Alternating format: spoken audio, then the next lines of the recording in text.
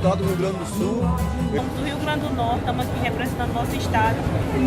Feijão, goma, coco, batata doce.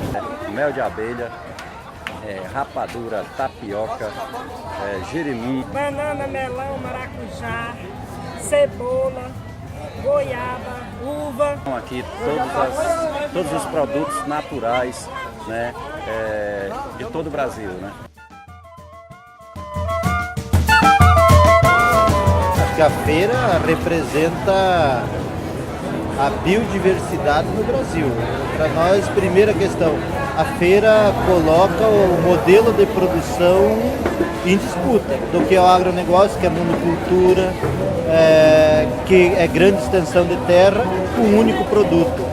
E a feira aqui representa a biodiversidade, a produção de alimentos variáveis e alimentos saudáveis. Acho que essa disputa entre a produção de alimento camponês, que é uma produção de alimento para sustentar a sociedade brasileira, a questão ambiental, a questão social e também a questão econômica. Além de ser um processo de divulgação, de trazer unidade do campo, é mostrar para a cidade uma produção saudável de alimentos sem uso de agrotóxicos, que é possível você construir um outro projeto para o campo brasileiro. Um projeto onde que a vida esteja presente e a biodiversidade na produção, a biodiversidade como um todo, se relacionando, buscando com produção de alimentos saudáveis, principalmente uma produção que traga renda e economia para a população brasileira, e é a relação entre campo e cidade, nessa diretamente.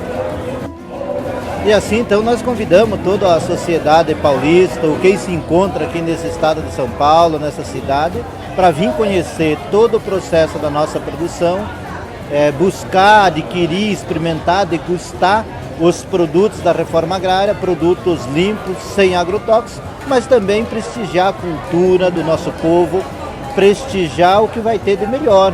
Que amanhã, então, nós temos uma discussão intensa sobre o papel da reforma agrária e a agroecologia na sociedade brasileira, mas também à noite temos shows com vários cantores, vários violeiros na parte da tarde, que era importante, então, vir prestigiar a cultura, porque não é só a produção, mas é também a produção da arte, a produção da cultura, a produção da vida que rola nessa feira. É uma relação com toda a sociedade, então por isso que a gente convida para vir apreciar, para buscar, para se relacionar com o povo que trabalha, que canta, que sorri aqui nessa cidade.